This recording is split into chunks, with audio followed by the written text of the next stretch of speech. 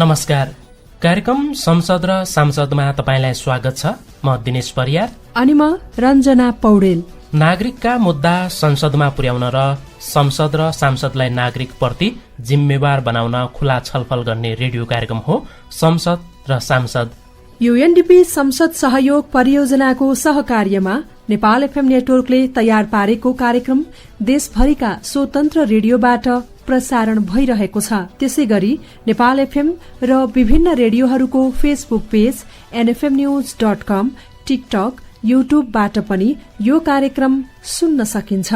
आज रेडियो कार्यक्रम संसद र सांसदको 7औं श्रृंखला हामी कर्णाली प्रदेशबाट तयार गर्दैछौं। विशेष गरी विद्युत विधेयकका विषयमा चर्चा गर्नेछौं। संघीय सरकारले विद्युत विधेयक संसदमा दर्ता गरेको 3 वर्ष भयो। प्रतिनिधि सभा हुँदै राष्ट्रिय सभामा पुग्यो, सामान्य छलफल भयो। तर दफावार छलफलपछि राष्ट्रिय सभाले सरकारलाई नै फिर्ता गरेको छ। संविधानको धारा 112 र राष्ट्रिय सभा नियमावली 2075 को नियम 116 बमोजिम सरकारले फिर्ता लिएको भनिएको विधेयकको अवस्था के छ? पहिले त्यसको सोधी खोजी गर्नेछौं, त्यसपछि कर्णाली प्रदेशमा भएको छलफलतिर लैजानेछौं। सबैभन्दा पहिले सुनौं संघीय संसदमा पुगेको तर फिर्ता भएको विद्युत विधेयकका कुरा। त्यो विधेयकको अवस्था अहिले के छ? फेरि संसदमा विधेयक जाला कि नजाला? विधेयकमा राखिएका केही प्रावधान सहित सम्झना श्रेष्ठको रिपोर्ट। राष्ट्रिय सभाबाट पारित भएर पनि प्रतिनिधि सभामा छलफल नै नभई फिर्ता भएको विद्युत विधेयक पुनः संसदमा लैजाने निर्णयसँगै अहिले विद्युत विधेयकको अवस्था के छ त? ऊर्जा जलस्रोत तथा सिंचाई मन्त्रालयका प्रवक्ता मधु प्रसाद भेटवाल। अहिले हामीले विद्युत विधेयक भनेर 2080 क्याबिनेटमा पेश गरेका छौं र क्याबिनेटले विधायन समितिमा छलफल गरेका छ। कानून मन्त्रीज्यूको अध्यक्षतामा भएको सो विधायन समितिको बैठकमा छलफल भएको छ र अर्को बैठकमा त्यहाँका कन्सर्नहरूलाई एड्रेस गरेर फेरि मन्त्री परिषदमा स्वीकृतिको लागि पेश हुनेछ। अब यो महत्वपूर्ण विषय छ। विद्युत विधेयक नेपालको समृद्धिको एउटा प्रमुख आधार हो र यसमा धेरै सरकारवालाहरूको कन्सर्न पनि छ र त्यसलाई चाहिँ एड्रेस गर्दै लानुपर्ने भएकोले छलफल गर्दा आएका विषयहरू सुझावहरूलाई एड्रेस गर्दै जाँदाखेरि समय लागेको छ। निकै चासोका साथ हेरिएको यो विधेयकको संसद सचिवालय पनि प्रतीक्षामा छ। विद्युत व्यापार सम्बन्धी विधेयक संसदमा आई नसकेको संसद सचिवालयका प्रवक्ता दशरथ धमलाले बताउनुभयो। विद्युत व्यापार सम्बन्धी विधेयक त अहिले दर्ता भएको छैन। संसदमा दर्ता भएपछि चाहिँ हामीले यो किन, कता, कस्तो, कुन अवस्थामा छ, किन यस्तो भइरहेको छ भन्ने कुरा भन्न सकौंला हैन। अब सरकारले विधेयकै नलाइकन चाहिँ अब जानकारी राख्ने अधिकार रहँदैन। आर्थिक समृद्धिको बलियो आधार मानिएको विद्युत व्यापार सम्बन्धी विधेयक कति जरुरी हो? जलस्रोत विज्ञ विकास थापा। आन्तरिक तथा यो अन्तर्देशीय व्यापारको लागि नेपाल सरकारको विद्यमान ऐन कानूनले एलो गर्दैन। नेपाल सरकारको पटक्कै अनुमति लिनुपर्ने हुन्छ र अहिले व्यापारलाई अलिकति स्वच्छ र निर्वाध रूपले अलिकति प्रतिस्पर्धात्मक र तुलनात्मक लाभको क्षेत्र भएको हुनाले अलिकति प्रतिस्पर्धी पनि बनाउने उद्देश्यले चाहिँ सबै व्यापार गर्न इच्छुक कम्पनीहरूलाई ओपन एक्सेस दिन जरुरी छ। यो धेरै पहिलादेखि माग हुँदै आएको र हाम्रो अहिले बिजुली चाहिँ जगेडा छ, खेर गइरहेको छ। त्यसले गर्दाखेरि यो आर्थिक क्रियाकलाप विशुद्ध आर्थिक क्रियाकलाप भएको हुनाले र यसलाई सबैलाई समेटेर प्रतिस्पर्धात्मक तवरले कारोबार गर्न जरुरी देखिएकोले यो अहिले सरकारले चाहिँ नयाँ विद्युत विधेयक संसदमा दर्ता गराउने तयारी गरेको छ। नेपालको आर्थिक विकासका लागि पनि यो विधेयक महत्वपूर्ण मानिन्छ। सम्झना श्रेष्ठ, नेपाल एफएम नेटवर्क, काठमाडौँ। संसदबाट फिर्ता भएर सरकारमा पुगेको विद्युत विधेयक अहिले विद्युत व्यापार सम्बन्धमा व्यवस्था गर्न बनेको विद्युत ऐनको विधेयकका रूपमा मन्त्री परिषदले पारित गरेर फेरि संसदमा लैजाने निर्णय गरेको छ। कर्णाली प्रदेशले भने विद्युत सम्बन्धीको विधेयक संसदीय समितिमा छलफल गर्न शुरू गरेको छ। त्यसै विधेयकमाथि हामीले कर्णाली प्रदेशको राजधानी सुर्खेत पुगेर छलफल गरेका छौं। छलफलका लागि अब हामी तपाईलाई सुर्खेत लैजान्छौं। नमस्कार। कार्यक्रम संसद र सांसदमा स्वागत छ। म गोविन्द खड्का। आज कार्यक्रम संसद र सांसद हामी कर्णाली प्रदेशको राजधानी सुर्खेतबाट तयार गर्दैछौं। कर्णाली प्रदेश सरकारले संसदमा पेश गरेको विद्युत विधेयकका विषयमा आज हामी विशेष छलफल गर्दैछौं। संघीय संसदले विद्युत विधेयक पास गर्न सकेको छैन। कर्णाली प्रदेशले कर्णालीको विद्युतको सम्भावनालाई जोडेर विधेयक संसदमा पेश गरिसकेको छ र संसद हुँदै संसदीय समितिमा पुगेको छ। आज हामी त्यो विषयमा विशेष छलफल गर्दैछौँ। विशेष छलफलको पेनलिस्टका रूपमा ऊर्जा जलस्रोत मन्त्री उर्मिला विश्वकर्मा हुनुहुन्छ, अर्थ समितिका सभापति दुर्गाबहादुर राउत मुख्य पेनलिस्टका रूपमा हुनुहुन्छ, प्रदेश मामिला समितिका सभापति कल्याणी खड्का हुनुहुन्छ, सार्वजनिक लेखा समितिका सभापति जितबहादुर मल्ल हुनुहुन्छ, त्यसैगरी माननीय सांसद वीरबहादुर शाही हुनुहुन्छ।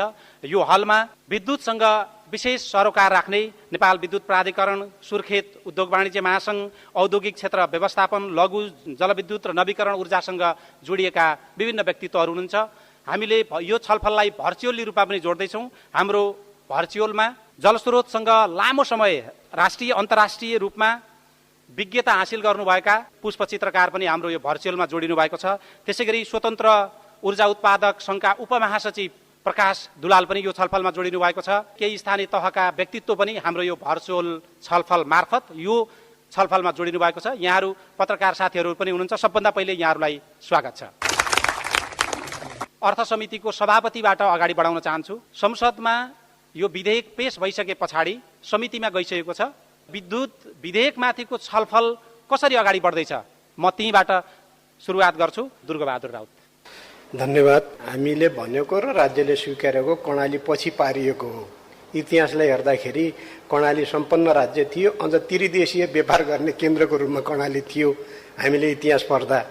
र अहिले पनि हामीले दाबी के गरेका छौँ भन्दा केन्द्रीय सरकारले क्षतिपूर्ति सहितको लगानी कर्णालीलाई गर्यो भने कर्णाली सधैँ माग्ने हुँदैन, दिने पनि हुन्छ। यसको मूल स्रोत जल, जङ्गल, जमिन र जडीबुटी मूल स्रोत हो।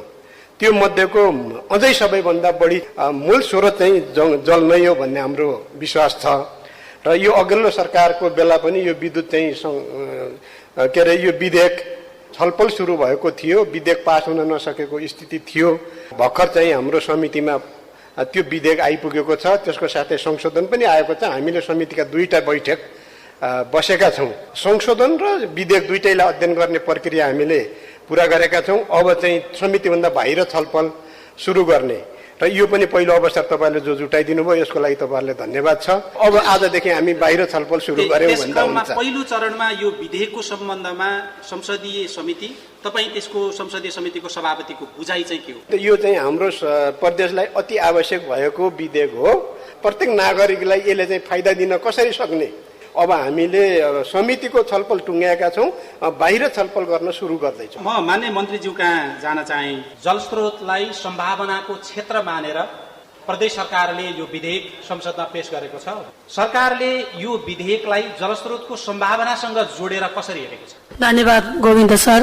र मन्त्रालयको तर्फबाट सम्पूर्ण यहाँ मान्य मन्त्रीहरू हुनुहुन्छ, पूर्व मन्त्री पनि हुनुहुन्छ, समितिका सभापतिज्यूहरू धेरै कुराहरू भनिरहन भन्दा पनि विषयवस्तु आएको छ र समितिको सभापतिले प्रश्नै पारिसक्नु भएको छ। र यो आवश्यकताको आधारमा विधेयक आएको होला भन्ने कुरा पनि सर्वविदितै थाहा भएको कुरा हो। र अर्को कुरा के हो त भन्दाखेरि कर्णाली एकदमै जलस्रोतको धनी र यसलाई व्यवस्थित ढङ्गले अगाडि बढाउनको लागि पनि कानुन सम्बद्ध विधेयक ल्याइरहँदा कार्यान्वयन तहमा राम्रो ढङ्गले कार्य सम्पादन होला भन्ने हेतुले नै यो विधेयक आएको छ। म अब विधेयकका प्रावधानहरू विषयमा जोडेर छलफल गर्न चाहन्छु। मान्य कल्याणी खड्का हुनुहुन्छ, तपाईँ समितिको सभापति सँगसँगै तपाईँले यो विधेयकलाई केही संशोधन होस् भन्ने चाहनु भएको छ र आफ्नो संशोधन पनि तपाईँले राख्नु भएको देखिन्छ हामीलाई प्राप्त सूचना अनुसार।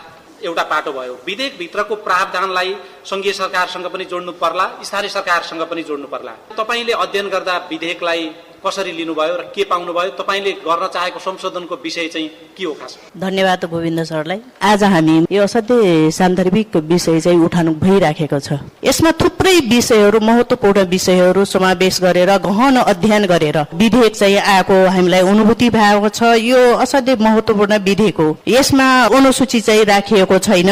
थुप्रै खालका संशोधन गर्नुपर्ने विषयहरू पनि रहेका छन्। ल मैले त्यहाँ हाल्न खोजेको के छ भने म अहिले लैङ्गिक समावेशिताको आधारमा हिजो हामीले राष्ट्रपति र उपराष्ट्रपतिको निर्वाचन गर्दै गर्दा एउटा वा शब्दले लिङ्गको नै प्रतिनिधित्व नेतृत्वलाई समस्या उत्पन्न भएर हामी एउटै लिङ्ग जातको उहाँमा गएको हुनाले त्यहाँ थुप्रै खालका त्यही लैङ्गिक विभेदपूर्ण अहिले पनि त्यस्ता शब्दहरू त्यो विधेयकमा आएका छन्। एउटा निर्देशक समितिमा 3 जना भन्ने ठाउँमा 1 जना महिला सहित 3 जना भन्ने आएकोमा कम्तीमा 1 जना महिला सहित 3 जना त हुनुपर्छ नि त। अर्थपूर्ण सहभागितामा त्यहाँ हामी जान सक्नुपर्ने खालको एउटा विधेयकहरू आउनुपर्छ, त्यस्ता खालका नियम कानुनहरू ऐनहरू बन्नुपर्छ भन्ने तरिकाले मैले 3वटा त्यहाँ संशोधन हालेको छु लैङ्गिक समताको आधारमा भन्ने मुख्य विषयको साथ मैले त्यो ऊ पनि राखेको छु। कुरामा जोड्नुपर्छ। स्थानीय सरकारसँग समितिले कसरी छलफल गर्ला भन्ने पछि त्यो समितिका सभापतिलाई हामी केही प्रश्न सोधौँला। सँगै हुनुहुन्छ सभापति जितबहादुर मल्ल, तपाईँले पनि थुप्रै बुँदामा संशोधनको प्रस्ताव हालेको देखिन्छ। यो विधेयकलाई कर्णालीको जलस्रोतको समृद्धिसँग तपाईँले कसरी हेर्नु भएको छ र नागरिकले यो विधेयक संसदबाट पारित भइसके पछाडि कसरी फाइदा लिने भन्ने विषयमा संसदले कसरी चासो राख्नु पर्ला? सुरुमा त यो विधेयक हामीले जुन हामीले छलफलको क्रममा अहिले सदनमा टेबल भएर 72 घण्टाको एउटा चाहिँ समयमा संशोधन हालेर अहिले सम्बन्धित एउटा चाहिँ समितिमा गइरहेको स्थिति छ र अब पक्कै पनि समितिले बैठक आह्वान गरेर संशोधनकर्तालाई हामीलाई बोलाइसकेपछि हामीले हालेको संशोधनको बुदागत दफावार छलफल अलिक खाँदिलो रूपले हामी गर्ने नै छौँ। विद्युतको लाइन विस्तारको क्रममा जुन ठाउँमा समुदायको आवश्यकता र डिमान्डका आधारले जसरी हामी एउटा चाहिँ व्यवस्था गर्न अघि बढ्छौँ, राज्य बढ्छ, स्थानीय सरकार प्रदेश सरकार बढ्छ, तर त्यो वातावरणीय दृष्टिकोणले वास्तवमा चाहिँ कतिको उपयुक्त छ, वातावरणीय एउटा चाहिँ मूल्याङ्कन अलिकति भाष्ट विषय छ। त्यो तपाईँले भनेको वातावरणसँग जोडिएको विषय चाहिँ यो विधेयकले हामी यसो छ संशोधनमा हामी यो पनि कुरा उठाउँछौँ। यो ढङ्गको संरचना र कामहरू बनेको भन्ने ढङ्गको एउटा चाहिँ अनुभूति गर्ने ढङ्गले हामी अगाडि लाग्नुपर्छ। यहाँ फेरि पनि आउँला, केही प्रश्नहरू भयो भने त्यसको जवाब पनि दिनु होला। म मान्य वीरबहादुर साईलाई छोटोमा सोध्छु र त्यसपछि सहभागीतिर जोड्न चाहन्छु। यो छलफल उहाँहरूको महत्त्वपूर्ण सुझावलाई समिति र यहाँहरूले त्यही ढङ्गले ग्रहण गर्नका निम्ति पनि यो छलफल आयोजना गरिएको। धन्यवाद गोविन्द सर। यो हाम्रो कर्णालीमा आउने जरुरत छ। यो विधेयक ढिलै भए तापनि अहिले आज हाम्रो समितिमा आएको छ र हामीले यो समिति आउँदै गर्दा हामीले लगातार चाहिँ 2 मिटिङ बसेको छौँ र संशोधनकर्ताले दिएको सुझाव अत्यन्त महत्त्वपूर्ण पनि देखिन्छ। किनभने यो विधेयकमा केही कुरा अपुराहरू पनि छन्, त्यो पुरा गर्नको निमित्त पनि संशोधनकर्ताले हालेको यसलाई चाहिँ एकदम महत्त्वपूर्ण बनाएर अगाडि यो विधेयक अगाडि बढ्नेछ। कर्णालीकै सबभन्दा चाहिँ जल विद्युत नै उत्पादन गर्ने कर्णाली भएको कारणले यो विद्युत आउनु जरुरी पनि छ। योभन्दा अगाडि हामीसँग विद्युत कानुन नभएको कारणले थुप्रै जलविद्युतहरू अल्पत्र परेका छन्। हामीसँग नीति कानुनै नभएको कारणले यो आउनु जरुरी थियो र यो आइसकेपछि कर्णालीलाई आर्थिक रूपबाट समृद्धि रूपबाट अगाडि बढाउँछ भन्ने मलाई एकदमै आशा लिएको छु र यो आउनु जरुरी पनि थियो। अब म यो हलमा छलफललाई जोड्न चाहन्छु। यो हलसँगै हामीसँग भर्चुअली पनि छलफलमा जोडिनु भएको छ। केही विज्ञ हुनुहुन्छ, केही यो क्षेत्रका व्यावसायिक हिसाबले जोड्नु भएको छ। अगाडिपट्टि उद्योग वाणिज्य महासङ्घको सरले बोल्न खोज्दै हुनुहुन्छ। म तपाईबाटै सुरु गरेँ। मेरो नाम लक्ष्मण कणेल, म सुर्खेत उद्योग संघको अध्यक्ष। कर्णाली प्रदेशको विद्युत विधेयकको जुन यो छलफलमा प्रदेश सरकारले त हामीलाई अहिलेसम्म बोलाएको छैन र आजको यो छलफलमा बोलाएर यो विधेयक उप चाहिँ छलफलमा बोलाउनु भयो, यसको लागि म यहाँसम्म चाहिँ आभार व्यक्त गर्न चाहन्छु। माननीय मन्त्रीज्यू यही हुनुहुन्छ र मान्यज्यूहरू सबैजना यही हुनुहुन्छ। विधेयक आउँदै गर्दा हामीसँग कर्णालीमा झन्डै 21,000 मेगावाटको हाम्रो क्यापासिटी छ भनेर हामीले भनिराख्दै गर्दा कर्णालीमा ती सबै भएका चाहिँ खोला नालाहरू लाइसेन्सहरू सबै वितरण भइसकेको परिस्थिति छ र यो विधेयक आउँदै गर्दा यो विधेयकले त्यसलाई कसरी व्यवस्थित गरेर अगाडि बढाउने। हस्, धन्यवाद। तपाईँको सुझाव समितिले ग्रहण गर्ला। सभापतिज्यू यही हुनुहुन्छ, तपाईँले भन्दै गर्दा उहाँले टिपिसक्नु भएको छ। अब म यहाँको छलफल सँगसँगै भर्चुअली छलफललाई जोड्न चाहे। हाम्रो छलफलमा लामो समयदेखि विद्युतका क्षेत्रमा काम गरिरहेको स्वतन्त्र ऊर्जा उत्पादक संस्था छ, त्यसको उपमहासचिव जोडिनु भएको छ। उपमहासचिव तपाईँ सुन्दै हुनुहुन्छ हामीलाई? तपाईँले यो विधेयकलाई अध्ययन गर्नुभयो कि भएन र विधेयकको कर्णाली प्रदेश सरकारले संसदमा पुर्याएको यो विधेयकका प्रावधानलाई तपाईँले कसरी हेर्नु भएको छ? यो तपाईँहरूलाई यहाँ विद्युत उत्पादन गर्नका निम्ति त्यो विधेयकले कसरी तान्छ? पहिलो चाहिँ यो प्रतिस्पर्धाबाट दिने भन्नेमा प्रतिस्पर्धा निजी क्षेत्रलाई मात्रै प्रतिस्पर्धा गराउने, सरकारी कम्पनी र सरकारका सहायक कम्पनीहरू सरकार आफैले गर्नेमा चाहिँ प्रतिस्पर्धा नगराउने भन्ने चाहिँ एउटा विधेयक चाहिँ त्यो प्रतिस्पर्धा र पारदर्शिता भएको देखिँदैन। पहिलो। दोस्रो चाहिँ यो आयोजना विकास गर्ने अधिकार छ दफा 6 मा, त्यो चाहिँ 1 देखि 20 मेगावाटसम्म भनेर भनेको छ, तर यो चाहिँ के छ भने संघीय संसदमा प्रस्तुत भएकोमा पनि 3 देखि 20 मेगावाट छ। त्यसलाई गर्दाखेरि प्रदेशको कम्तीमा 3 देखि 25 मेगावाट भन्यो भने सङ्घले पनि संशोधन गर्थ्यो एउटा। अर्को दफा 8 को यो निर्देशक समिति भन्ने छ। यो निर्देशक समितिमा चाहिँ अरू मन्त्रालयहरू राखेका छ तर यसमा चाहिँ एउटा निजी क्षेत्रको प्रतिनिधित्व छैन। अनि अर्को चाहिँ गाउँपालिका महासंघ अथवा नगरपालिका महासंघ त्यहाँको प्रदेश स्तरले तिनीको राखेको भए पनि यो लोकल स्तरमा जुन यो विद्युत अनुमति पत्र लिनुपर्ने भन्ने व्यवस्था छ। यो दफा 14 को के छ भनेदेखि हरित विद्युत अनुमति लिँदा सुरु हुँदैन, यो जेनेरेसन लाइसेन्स लिँदा हुने हो। त्यसैले पुरानो विधेयकको कपी गर्दाखेरि यो नबुझिकन लिएर आएको हुनाले यो आयोजनाको चाहिँ यो वित्तीय व्यवस्थापन सम्बन्धी कागज खरिद बिक्री यो चाहिँ हुँदैन। अनि प्रदेश सरकारले दिने 20 मेगावाटका आयोजनाहरूमा पनि अत्यन्तै धेरै चाहिँ के भने त्यो लाइसेन्स क्यान्सल गर्न सक्ने, यो गर्ने, हस्तक्षेप गर्ने, व्यवस्थापन नियन्त्रणमा लिने यस्ता खालका प्रावधानहरू लिएर आइसकेपछि चाहिँ त्यहाँ चाहिँ मान्छेहरू चाहिँ लगानी गर्न चाहिँ जाने स्थितिमा हुँदैन। यो त सङ्घीय सरकार भन्दा पनि सङ्कुचित भएर 3 मेगावाटको सङ्घीय सरकारको प्रस्ताव ठाउँमा 1 मेगावाट अनि जे 20 मेगावाट छ त्यही नै लिएर आएको छ। अहिले 25 प्रस्ताव गरेको लाग्छ मलाई, नयाँ फेरि संशोधन गरेको। अब आफ्नो अधिकार पनि नबुझिकन क्या यसलाई छलफल गरेर परिष्कृत गरेर पारित गर्ने प्रयास गरेको छ। त्यसमा चाहिँ पूर्णता प्राप्त गर्छ लाग्छ मलाई। अलिक बढी बृहत गरेर यसलाई पास गरियो भने। तपाईँलाई रोके, तपाईँको सुझावलाई समितिमा हस्तान्तरण गर्ने गरी यहाँले लिखित रूपमै दिनुभयो भने समितिलाई पनि यसको फाइदा हुन्छ होला। र सभापतिज्यू यहाँ हुनुहुन्छ र उहाँले यो हाइड्रो इन्जिनियरिङका विज्ञ पुष्प चित्रकार पनि हामीसँग जोडिनु भएको छ। उहाँले नेपालमा मात्रै होइन विश्वका थुप्रै देशहरूमा यो हाइड्रो इन्जिनियरिङको काम गर्नुभएको छ। त्यो दृष्टिकोणबाट तपाईँले यो विधेयक के पाउनु भएको छ छोटोमा यहाँले त्यो कुरा राखिदिनु भयो भने हामी आभारी हुन्थ्यौँ। नयाँ कुराहरू र लङ टर्म चाहिँ सम्म चाहिँ चल्ने खालको चाहिँ कुराहरू चाहिँ त्यो देखिएन। पुरानो कुराहरू केन्द्रमा र प्रदेशमा अरू बनेका कुराहरूलाई चाहिँ त्यहाँ चाहिँ दोहोरिएको देखियो। धेरै त्यो नीति गृतितिर चाहिँ जानुभन्दा अगाडि चाहिँ एउटा होलिस्टिक के त भन्ने खालको एउटा चाहिँ बनाउनु पर्छ सुरुमै। यो स्टेक होल्डर भनेको चाहिँ अहिले सबभन्दा स्ट्रङ स्टेक होल्डर चाहिँ जलविद्युतहरू अथवा ऊर्जा चाहिँ निकाल्नको लागि लगानीकर्ताको स्वार्थ पनि हिट गर्ने खालको चाहिँ पोलिसीहरू देखिएन त्यसमा। तर लगानीकर्ता भन्दाखेरि अब सरकार, जनता र प्राइभेट सेक्टरका लगानीकर्ताहरूलाई समेटेको देखिएन। सुरुमै जनता, उपभोक्ता र सरकारको स्वार्थलाई हेर्नुपर्छ भन्ने खालको जुन देखियो त्यो चाहिँ हुनु भएन। किनभने अहिले सबभन्दा स्ट्रङ इम्प्लिमेन्टेसनको हिसाबले सबभन्दा स्ट्रङ भनेको लगानीकर्ता नै हो, त्यस्तो देखियो। अब सकिन्छ भने चाहिँ जस्तै एकदम साहसिक र क्रान्तिकारी हुन्छ नि। जस्तै सुरुमा हामीले वान डोर पोलिसी भन्छन्। अहिले हाइड्रो पावर बनाउनु हुने लाइसेन्स कता लियो, वन कता गयो, वातावरण कता गयो, फेरि पिपिए भन्यो, एनएमा गयो, 10तिर चाहिँ धाउनुभन्दा एउटा मन्त्रालय, एउटा डिभिजन चाहिँ कुनै त्यस्तो एउटा संस्थामा आबद्ध भएको सबै कुरा चाहिँ त्यही भएको चाहिँ वान डोर पोलिसी चाहिँ गर्न सकियो भनेदेखि चाहिँ त्यो एकदम राम्रो हुन्छ। त्यसमा चाहिँ अब योद्धालाई भन्दा योग्यलाई चाहिँ हामीले क्षमता भएको मान्छेलाई चाहिँ दिनुपर्छ। हस्, यहाँको राष्ट्रिय र अन्तर्राष्ट्रिय क्षेत्रको विज्ञतालाई कर्णाली प्रदेशको संसदले ग्रहण गर्नेछ र यहाँलाई आवश्यक पर्दा सभापतिज्यू हामीसँगै हुनुहुन्छ, जहाँ अहिले विधेयकको छलफल भइरहेको छ, तपाईँलाई सम्पर्क गर्न सक्नुहुनेछ भन्ने लाग्छ। यो छलफलबाट काठमाडौँ जोड्यौं। अब काठमाडौँबाट एकैचोटि हामी हुम्ला लैजान्छौँ तपाईँहरूलाई। त्यहाँको छलफलबाट फेरि यहाँ प्रवेश गरौँला। नवराज महताराजी पनि त्यहीबाट हामीसँग जोडिनु भएको छ। उहाँले पनि यो विधेयकको केही विषय समुदायका हिसाबले, स्थानीय सरकारका हिसाबले र उहाँ एकजना पत्रकार पनि हो, त्यो दृष्टिकोणले केही अध्ययन गर्नुभएको छ। तपाईँले म केही कुरा भन्छु भनेर संकेत गर्नुभएको छ। नवराजी। धन्यवाद गोविन्द सर। यहाँ मन्त्रीज्यू, मान्यज्यू लगायत सबैलाई एकमुष्ट सम्बोधन गरेँ।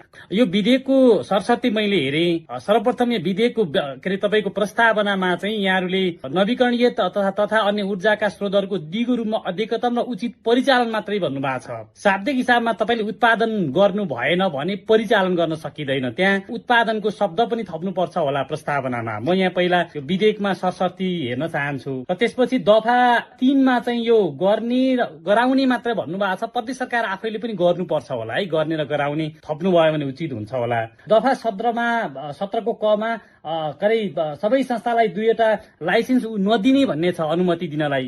र त्यसको स्पष्टीकरणमा पनि नदिने भनेर लेखा छ।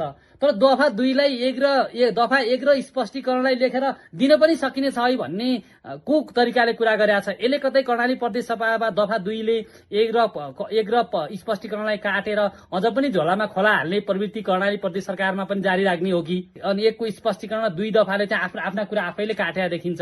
यतिर पनि मान्यज्यू र उहाँहरूलाई चाहिँ अलिकता हेर्नुपर्छ कि भन्ने लाग्छ। यो अवधिको दफा 18को अवधिको सन्दर्भमा हामी कर्णालीका नागरिकहरू, हाम्रो सरदर आयु चाहिँ तपाईँको 60 नआएको छैन भनेपछि 40-50 वर्षमा एउटा विद्युतका लागि दिने स्थिति भयो भने त्यो मान्छेले एउटा लाइसेन्स लिएर ऊ मान्छेलाई विद्युत नदेखेरै मर्नुपर्ने स्थिति सिर्जना भयो। त्यो कारणले चाहिँ बरु पूर्वाधार कसरी गर्नुपर्ने, प्रदेश सरकारले कसरी एसिस्ट गर्नुपर्ने, स्थानीय सरकारले कसरी एसिस्ट गर्ने यो कानूनमा उल्लेख गर्नु पर्यो। तर निर्माण गर्ने कुराहरूका लागि लाइसेन्सको अवधि चाहिँ अलिकति घटाउनु पर्छ। अब त पहिलाको जस्तो हामीले यो विधेयकलाई संस्था दर्ता ऐन 2034 नबनाऊ, जति सक्यो काम गर्ने स्थितिमा अगाडि बढाउनु पर्छ र यसलाई चाहिँ अगाडि बढाउनु पर्छ भन्ने यहाँहरू समक्ष मेरो अनुरोध हो। दफा 17 मा प्रदेशको ग्रिड भन्ने छ, तर परिभाषामा प्रदेशको ग्रिड छैन। र अर्को सबैभन्दा महत्वपूर्ण कुरा चाहिँ स्वामित्वको विषयमा यो विधेयक चाहिँ बोलेको छैन। कर्णाली प्रदेशको यो विद्युत विधेयकलाई कहीँ पनि सेयर दिँदैन भन्ने छ। जस्तो मैले मेरो हुम्लाको जस्तो तपाईँको यता ठेको दोजाम खोलामा बनेको विद्युतमा त्यहाँका दोजामका सिमकोट गाउँपालिकाका दोजामका नागरिकले कति % सेयर लिन पाउने भन्ने चिज चाहिँ यहाँ केही पनि देखिँदैन क्या। धन्यवाद नवराजीलाई। महत्वपूर्ण सुझावहरू आएका छन् 3 जना वक्ताबाट। अब म यहाँ यो हलभित्रै प्रवेश गर्न चाहे। मध्यपश्चिमाञ्चल विश्वविद्यालय हाइड्रो इन्जिनियरिङका उपप्राध्यापक पनि हुनुहुन्छ। देशभरिमा कर्णालीमा मात्रै पढाइ हुन्छ हाइड्रो इन्जिनियरिङ। यो विधेयकसँग तपाईँहरूले छलफल गरिरहेको प्राज्ञिक र अभ्यासको विषय चाहिँ कतिको जोडिएको छ त्यो विषय पनि तपाईँबाट अपेक्षा गरेँ। 100 मेगावाटदेखि 600-700 मेगावाट प्रोजेक्टलाई काठमाडौँको कन्सल्टेन्टहरू पनि छन्। त्यो बारेमा पनि कुन कन्सल्टेन्ट छन् त त्यो बारेमा पनि मोटामोटी विधेयकमा हुनु पर्यो। र बाँकी 100 मेगावाट भन्दा साना प्रोजेक्टहरूको कन्सल्टेन्टहरू हामीले चाहिँ प्रदेश सरकारबाटै केही नयाँ गराउन सकिन्छ कि एउटा नयाँ कन्सल्टेन्ट टिम बनाउन सकिन्छ कि स्मल लेभलमा गएर चाहिँ हामीले सोच्नु पर्यो। हस्, धेरै धेरै धन्यवाद। पछाडिपट्टिबाट केही सोध्न खोज्नु भएको छ कृपया। चाहे जतिसुकै ठुलो सानो आयोजना होस् त्यो आयोजनामा चाहिँ स्किलफुल त्यहाँ लेबरहरू पनि जाने भए अथवा चाहिँ अरू जस्तोसुकै म्यान पावर जाने भयो नि त त्यहाँ अलिकति प्राविधिक होइन गैर प्राविधिक होइन अथवा चाहिँ शिक्षित मान्छेहरू अथवा सामान्य मान्छेहरू जस्तो खालका बुझाएका मान्छेहरू पनि जाने भयो त्यहाँ। त्यसले गर्दा एउटा जनताहरूमा चाहिँ हो यो के होइन भन्ने विषयमा त्यो एउटा खालको सही सूचना दिनुपर्ने हुनेछ होइन। अर्को चाहिँ जाने त्यो जुन जनशक्ति छ निर्माणका लागि तिनीहरूलाई पनि एउटा जेन्डरका हिसाबले चाहिँ त्यहाँको संस्कार यो छ, त्यहाँको चाहिँ यो समुदायको स्टाटस यो छ होइन, तपाईँहरूले यस्तो खालको व्यवहार गर्नुपर्छ भन्ने खालको पनि त्यहाँ भन्न जरुरी जस्तो लाग्यो। त्यो जेसी भने छ तर के हो त अब त्यसो भए। अनि अर्को कुरा नि आज कति भयो 12-14 वर्ष भयो कि कति भयो यो अप्पर कर्णाली अहिलेसम्म बनेको छैन। त्यसका निम्ति हाम्रो प्रदेश सरकारले समन्वय गर्नु पर्दैन, पहल कदमी गर्नु पर्दैन। म रोशन विक्रम शाह जलस्रोत तथा ऊर्जा विकास मन्त्रालय अन्तर्गत नेपाल नवीकरणीय ऊर्जा कार्यक्रम अन्तर्गत काम गर्छु र विशेष गरेर चाहिँ यो विद्युत विधेयकको छलफलको क्रममा हामीले मन्त्रालयको तर्फबाट व्यापक छलफल गरेर यो दिनसम्म आइपुगेको छ। यो पृष्ठभूमिमा जति पनि छलफलका कुराहरू आए त्यसमा सबैभन्दा ठुलो कुरो चाहिँ विभेदकारी रह्यो भन्ने कुरोमा चाहिँ हामीले कति सुझावहरू आएका छन् त्यो सुझावलाई हामीले हार्दिकताका साथ लिएका छौँ र हरेक बुदाहरू जुन आएका सुझावहरूलाई चाहिँ हामीले लिपिबद्ध गरेका छौँ र जलस्रोत तथा ऊर्जा मन्त्रालयबाट भइरहेको कारणले गर्दाखेरि अगाडि बढ्नेछौँ भन्ने मन्त्रालयको तर्फबाट यो विधेयक बन्ने क्रममा भएका विषयलाई पनि समेटेर यहाँले कुरा राखिदिनु भयो। पछाडिपट्टिबाट केही सोध्न खोज्नु भएको छ। म Bhojraj Giri hydro power engineering संकाय मध्यपश्चिम विश्वविद्यालय 6औं सेमेस्टरमा अध्ययनरत विद्यार्थी। हामीले चाहिँ विद्युत विधेयक सम्बन्धी कुरा गर्दै गर्दा सरले भन्नु पनि भयो हामीसँग चाहिँ 22,000 मेगावाटको चाहिँ क्षमता छ भन्ने कुरा गर्यौं। तर हाम्रो सम्पूर्ण 22,000 मेगावाट क्षमता भएको ठाउँमा त्यहाँसम्म पुग्ने एक्सेस रोडहरू अथवा अन्य फेसिलिटीहरू के कस्तो छ र विद्युत विधेयक के वास्तवमा जलविद्युतलाई मात्रै फोकस गरेको हो त हामीले चाहिँ दीर्घकालीन रूपमा अन्य कुनै वैकल्पिक ऊर्जाको स्रोतहरूको खोजी गर्ने कि नगर्ने। धन्यवाद। हस्, धन्यवाद। सबभन्दा पहिले सभापतितिरै आए। धेरैभन्दा धेरै विषयहरू आज जति आए त्योभन्दा पनि बृहत विषय आउनुपर्ने देखिन्छ। विधेयकमा थुप्रै कुराहरू अस्पष्ट र केही कुराहरू नसमेटिएको जस्तो यो विज्ञहरूले पनि छलफलका क्रममा भन्नुभयो। कर्णालीलाई विद्युतको समृद्धिसँग जोड्यौं तर सडक छैन। वन मन्त्रालयले पनि हेर्नुपर्ने होला, उद्योग मन्त्रालयले पनि हेर्ने होला। त्यो समन्वय चाहिँ कसरी हुन्छ यी विषयलाई जोडेर यहाँले जवाब दिन मन गर्छ। यहाँहरूको पहलमा धेरैका कुरा र मुख्य गरेर आम नागरिकको कानुन कसरी बनाउने भन्ने अहिलेको दायित्व हो। हाम्रो दायित्व भनेको समितिको दायित्व भनेको आम नागरिकको अवस्था स्थिति के छ भन्दाखेरि त्यो चाहिँ निजीकरण भइसक्यो भने उपभोक्ताले केही पनि नपाएका ठाउँको अध्ययन पनि हामीले गरेका छौँ। पब्लिकहरूको तलको जनताको राय सुझाव अझ एकदमै तल्लो स्तरमा जहाँ पहुँच नपुगेका मान्छेहरूका सुझाव समेतलाई सङ्कलन गरेर यसलाई पूर्णता दिनुपर्छ भन्ने हाम्रो समितिले यसलाई मान्यता राखेको छ। यहाँहरूको छलफल चाहिँ अब स्थानीय सरकारसँग पनि हुन्छ, विज्ञहरूसँग पनि छुट्टा छुट्टै हुन्छ र यसको लगानीकर्तासँग पनि यहाँले चरणबद्ध छुट्टै छलफल गर्छ समितिले। छलफल पनि हुन्छ र मूल गरेर कानून बन्दाखेरि त्यहाँ लक्षित वर्गमा पुग्ने गरी कानून बनाउनु पर्छ। सुर्खेतबाट उक्लेर तपाईहरू कालीकोट, जुम्ला, हुम्ला, मुगुमा पनि यो विधेयक लिएर पुग्नुहुन्छ। अहिले तपाईँ काठमाडौँ पनि यहाँबाट छलफल गऱ्यौँ नि, विभिन्न माध्यमबाट त्यो छलफल गर्छौँ। यसलाई हामीले समृद्ध बनाउने। हस्, म मन्त्रीज्यूलाई सोध्न चाहे, अब यो विधेयकलाई सरकारले त बनाइसक्यो, संसदको सम्पत्तिका रूपमा संसदमा दर्ता गरिसकेको छ। अब तपाईँ यसको विभागीय मन्त्री भएका हिसाबले उद्योगसँग, वनसँग, अरू मन्त्रालयसँग पनि समन्वय गर्नुपर्ने र समितिलाई पनि थप सहजीकरण गर्नुपर्ने देखिन्छ। त्यो पाटोमा तपाईँ कसरी अगाडि बढ्नुहुन्छ? मन्त्रालय आफै सर्वेसर्वा होइन र यसले विभिन्न मन्त्रालयहरूसँग अथवा प्रदेशका वनसँग, माथि सङ्घमा पनि ऊर्जा मन्त्रालयसँग र स्थानीय तहसँग पनि यसले साझेदारी गरेर कम्युनिकेसन गरिरहेको छ भन्ने कुराहरू म यहाँहरू समक्ष राख्न चाहन्छु। अलिकति ढिलो भयो भने यो महत्वपूर्ण छलफल र बहसमा हामी भाग लिइरहेका छौँ। यो अन्ततः विधेयक बनाउने क्रममै यस्तो छलफल भइदिएको भए अझ विधेयक थप माझेर आउँथ्यो भन्ने लाग्यो होइन तपाईँको? एकदमै डेफिनेटली विभिन्न खालको तहमा छलफल गर्दै जाँदा, मस्यौदा बनाउँदा नै विभिन्न खालका विज्ञहरू हामी ल्याउँदा पनि यो टिमको छलफल र जमघट भइदियो भए अझै पनि पूर्ण रूपमा आउँथ्यो भन्ने लागेको छ र आगामी दिनहरूमा यसलाई पूर्णता प्रदान गर्नको लागि यो विधेयक समृद्ध भएर आउनेछ भन्ने विश्वास लिएको छु। हस्, धेरै धेरै धन्यवाद। आज हामीले कर्णाली प्रदेश सरकारले संसदमा पेश गरेको र संसदीय समितिमा छलफलका लागि गइसकेको विद्युत विधेयकमाथिको विशेष छलफल गर्यौं। यो छलफलमा 3 जना सभापति, संसदीय अर्थ समितिका सदस्य, ऊर्जा मन्त्री जोडिनुभयो र यो छलफलमा काठमाडौँबाट विज्ञ र यो विद्युतका केही लगानीकर्ता पनि जोडिनुभयो। यहाँहरू सबैलाई संसद र सांसदको विशेषबाट म बिदा हुन्छु र यहाँहरूलाई पनि धन्यवाद दिन्छु। धन्यवाद। छलफल सकेर हामी काठमाडौँ आएपछि संसद र सांसदहरूका बीचमा पनि विधेयकमाथिको छलफलले चर्चा लिएको सुनियो। विधेयकमाथिको छलफलपछि संसदीय समिति र सांसदलाई केही सहज भयो त? हामीले अर्थ तथा प्राकृतिक स्रोत समितिका सभापति दुर्गा बहादुर राउत र लेखा समितिका सभापति जित बहादुर मल्ललाई सोधेका थियौं। यो समितिलाई त यसको निकै राम्रो फिडब्याक भएको छ होइन। समितिलाई मात्रै नभइकन हाम्रो चाहिँ संसदलाई नै यो धेरै फाइदा भएको छ। कतिपय बुझाइका सीमा समस्या फेरि संसदमा अनुभवका कुरा अरू सबै हिसाबले बुझाइमा केही विविधता थियो र रह्यो पनि, तर चाहिँ यो जुन विधेयक हामी कहाँ आएको थियो त्यसको लागि एकदम राम्रो चाहिँ फिडब्याक भएको छ। अब यो यसो हेर्दा विषयवस्तुको एउटा चाहिँ छलफल, विषयवस्तु सबैको एउटा चाहिँ धारणा बटुलेर अझै वास्तवमा चाहिँ अब बन्ने एउटा चाहिँ विधेयकलाई एउटा सहयोग सपोर्ट जस्तै ऊर्जा र एउटा चाहिँ नीतिगत छलफल तपाईँहरूले चाहिँ दिनुभएको छ, राम्रो कुरा हो। केही अझ विशेषज्ञ हाम्रो एउटा चाहिँ केन्द्र स्तरमा रहेका साथीहरूबाट पनि महत्त्वपूर्ण छलफल पायौँ हामीले। उहाँका पनि एउटा चाहिँ धारणा बुझ्ने अवसर भयो। त्यहाँ सहभागी पनि सबै समिति लगायतका मान्य पूर्व मान्य सबै सङ्घ संस्था, अब उद्योग वाणिज्य सङ्घ लगायतका धेरैवटा सङ्घ संस्था, प्राइभेट संस्थाहरूबाट पनि केही धारणा आयो। वास्तवमा जानुपर्ने प्रारम्भमा यसरी हो। करिब 18 देखि 22,000 मेगावाट जलविद्युत उत्पादन क्षमता रहेको भनिएको कर्णालीमा विद्युत विकासलाई गति दिन सके सिंगो कर्णालीसँगै देशलाई पनि समृद्ध बनाउन सहयोग पुग्ने बुझाइ छ। आजको कार्यक्रम कस्तो लाग्यो? केही प्रतिक्रिया प्रश्न छन् भने तपाई हामीलाई 0153885508 मा सम्पर्क गरेर रेकर्ड गराउन अथवा टिपाउन सक्नुहुनेछ, अथवा नेपाल एफएम को फेसबुक पेज, टिकटक आइडीमा पनि लेख्न सक्नुहुनेछ। तपाईले सुनिरहनु भएको रेडियोमा प्रतिक्रिया पठाउनु भयो भने हाम्रै हातमा आइपुग्नेछ।